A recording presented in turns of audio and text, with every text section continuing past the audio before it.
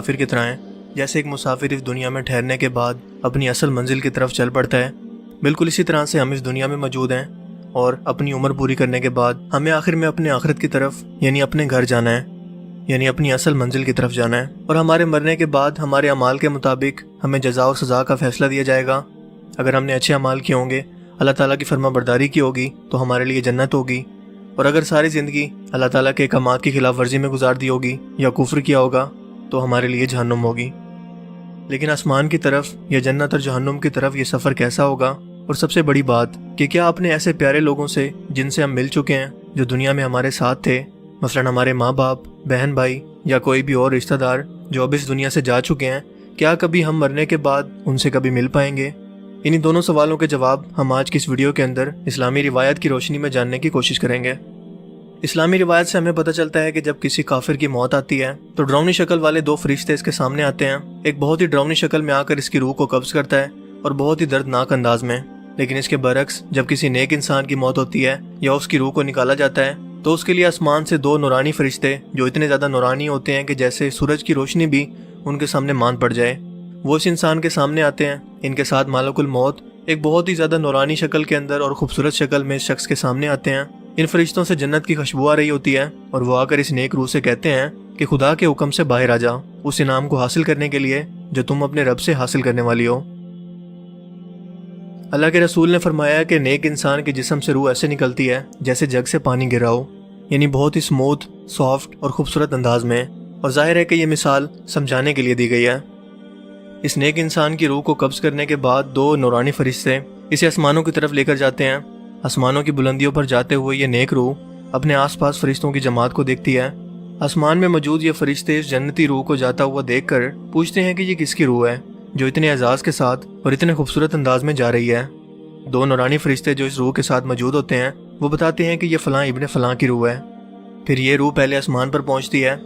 اور پہلے آسمان کے دروازے پر پہنچ کر وہاں موجود فرشتے پوچھتے ہیں کہ یہ کون ہے۔ ان فرشتوں کو بتایا جاتا ہے کہ یہ فلاں ابن فلاں کی روح ہے جو کہ جنت میں جا رہی ہے۔ اب جنت میں جانے کے لیے پہلے آسمان پر یہ دروازہ آسمان کے پہلے دروازے پر موجود ہے۔ اب واللہ عالم کہ اس دروازے سے کیا مراد ہے۔ اگر ہم سائنس کے نظریے سے دیکھیں تو یہ کوئی بلیک ہول بھی ہو سکتے ہیں، جس کے بارے میں سائنس کہتی ہے کہ یہ ایک کائنات سے دوسری کائنات تک جانے کا راستہ ہے، یا پھر یہ پراپرلی کوئی دروازہ ہی ہو سکتا ہے۔ واللہ عالم کہ اس کی ریئلٹی کیا ہے۔ لیکن اس کے بعد یہ فرشتے اس روح کو لے کر دوسرے آسمان پر جاتے ہیں اور وہاں بھی یہی پروسیس رپیٹ ہوتا ہے۔ دوسرے آسمان کے دروازے پر موجود فرشتوں کو بھی بتایا جاتا ہے کہ یہ فلاں کی روح ہے اور جنت میں جا رہی ہے۔ اس کے بعد ہوتے ہوتے وہ روح 7 آسمانوں پر جاتی ہے اور اس کے بعد پھر جنت میں۔ لیکن اللہ کے رسول نے فرمایا کہ اس عمل سے پہلے، یعنی کہ جنتی روح کے جنت میں جانے سے پہلے، اللہ پاک ایک بار پھر سے اس روح کو حکم دیتے ہیں کہ اپنے مادی جسم میں داخل ہو جا۔ جب سارے کے سارے رشتہ دار اس کے مادی جسم کو دفنا کر واپس جا رہے ہوتے ہیں تو اللہ پاک پھر سے اس روح کو اس کے مادی جسم میں داخل کرتے ہیں، جس کے بعد 2 فرشتے منکر اور نکیر حساب لینے کے لیے اس کی قبر میں آتے ہیں اور اسے 3 سوال کرتے ہیں، اور وہ 3 سوال یہ ہیں: تیرا رب کون ہے؟ تیرا دین کیا ہے؟ اس شخص کے بارے میں تم کیا سوچتے ہو؟ یعنی کہ محمد صلی اللہ علیہ وآلہ وسلم کے بارے میں۔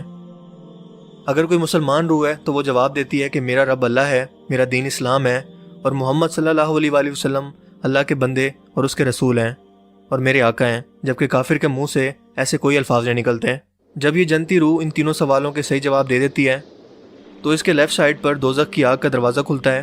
اور بتایا جاتا ہے کہ یہ وہ جہنم ہے جس سے تم نے خود کو بچا لیا۔ اللہ کے حکم پر عمل کرنے کے بعد تم نے اس سے نجات حاصل کر لی،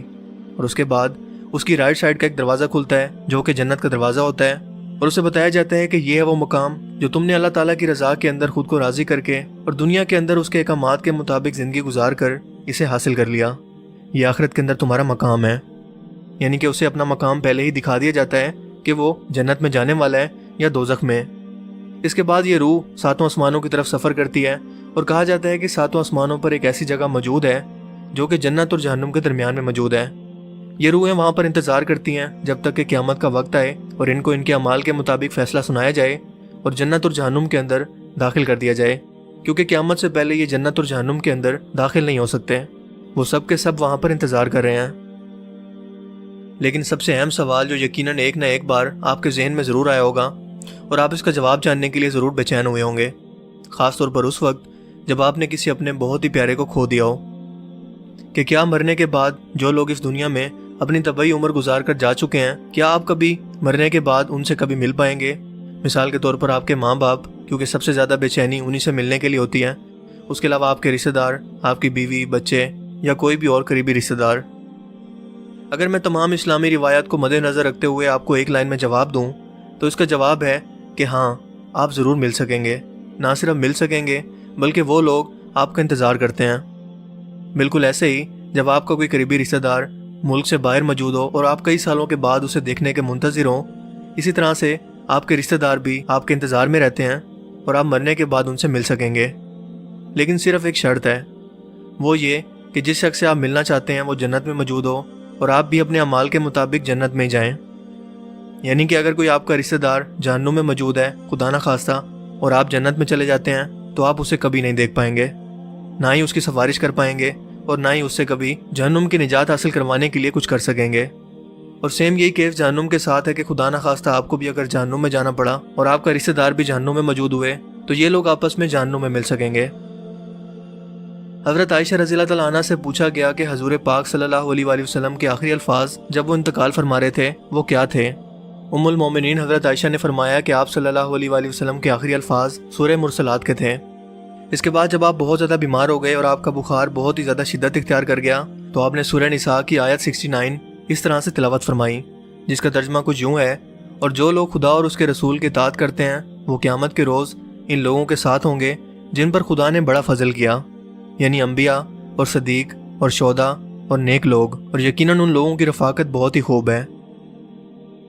اس آیت مبارکہ سے ہمیں یقین ہو گیا کہ قرآن پاک میں بھی واضح طور پر یہ لکھا ہے کہ جنتی روحیں مرنے کے بعد اپنے قریبی رشتہ داروں اور جنتی روحوں سے ملاقات کریں گی اور وہ لوگ ان کے منتظر رہتے ہیں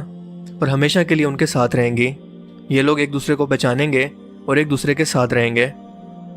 جب حضور پاک صلی اللہ علیہ وآلہ وسلم اس دنیا سے رخصت ہونے لگے تو آپ کو بہت زیادہ خواہش تھی کہ آپ اپنے قریبی رشتہ داروں کو مل سکیں، ایسے لوگوں سے مل سکیں جن کو آپ دنیا کے اندر بھی بہت زیادہ پیار کرتے تھے۔ آپ اندازہ لگا سکتے ہیں کہ حضور پاک صلی اللہ علیہ وآلہ وسلم اپنی ماں سے اور اپنے والد سے کتنا پیار کرتے تھے اور وہ ان سے ملنے کے لیے کتنا بے چین ہوں گے۔ اس کے علاوہ آپ کے چچا حضرت حمزہ جو کہ جنگ احد میں شہید ہو گئے تھے، آپ ان سے کس قدر پیار کرتے تھے اور ان سے ملنے کے لیے آپ کس قدر بے چین ہوں گے۔ اس کے علاوہ حضرت یوسف علیہ السلام اپنے والد حضرت یعقوب علیہ السلام سے مرنے کے بعد بھی ملنے کے لیے کس قدر بے چین ہوں گے، اور حضرت یعقوب علیہ السلام اپنے والد حضرت اسحاق سے اور پھر وہ اپنے والد حضرت ابراہیم علیہ السلام سے۔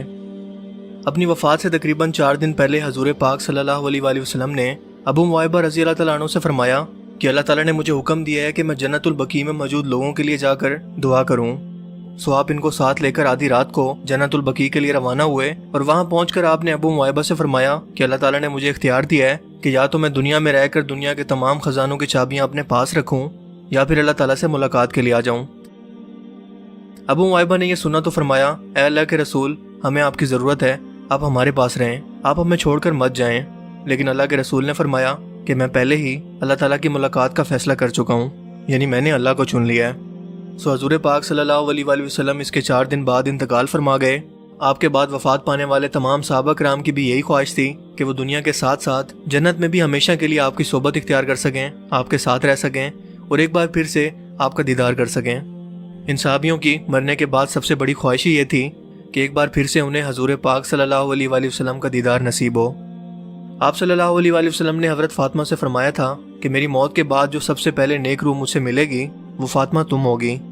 اور بالکل ایسا ہی ہوا، کیونکہ حضور پاک صلی اللہ علیہ وآلہ وسلم کی وفات کے 4 یا 6 مہینے بعد ہی حضرت فاطمہ کا انتقال ہو گیا اور انہوں نے اپنے والد سے ملاقات کی۔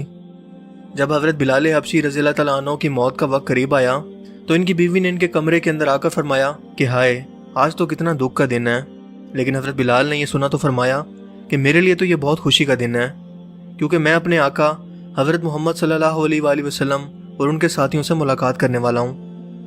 حضرت عثمان رضی اللہ تعالیٰ عنہ کو ان کی وفات سے پہلے ان کے گھر کا محاصرہ کر کے انہیں قید کر دیا گیا، ان پر کھانا پینا بند کر دیا گیا۔ آپ روزے کی حالت میں تھے۔ اسی رات کو آپ کو خواب کے اندر حضور پاک صلی اللہ علیہ وآلہ وسلم کی زیارت نصیب ہوئی۔ انہوں نے حضرت عثمان سے فرمایا، اے عثمان، ان لوگوں نے تمہیں کھانے سے اور پینے سے باز رکھا ہوا ہے، کیا تم پر کھانا پینا بند کر دیا ہے؟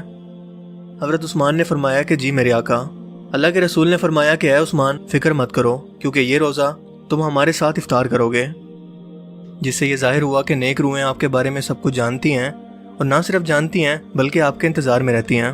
اور مرنے کے بعد ہر جنتی روح ایک دوسرے سے ملاقات کرے گی، اور نہ صرف جنتی روحوں سے ملاقات کریں گی بلکہ اللہ کے رسول حضرت محمد صلی اللہ علیہ وآلہ وسلم سے، اپنے آقا سے بھی ملاقات کریں گی، کیونکہ جنت کے اندر جتنے بھی لوگ موجود ہیں وہ سب ایک دوسرے کو مل سکیں گے، لیکن اس کے لیے شرط یہی ہے کہ ہمیں جنت میں جانا پڑے گا۔ اور جنت میں جانے کے لیے سب سے بڑی کنجی ہے اللہ تعالیٰ کے احکامات کے مطابق زندگی گزارنا۔ اس دنیا کو چھوڑنے کے بعد اور آخرت کے اندر اپنا منفرد مقام اور جنت حاصل کرنے کے لیے، اپنے پیاروں سے ملنے کے لیے ہمیں اس دنیا کے امتحان کے اندر کامیاب ہونا ضروری ہے، جس کے لیے ہمیں ہر لمحہ کوشش کرنا پڑے گی۔